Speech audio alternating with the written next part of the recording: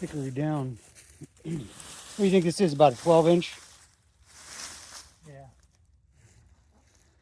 I'm right at a 60-foot tree. Had to take it down before the big ice storm that's supposed to show up in a day or two. Make sure it doesn't fall on the barn here.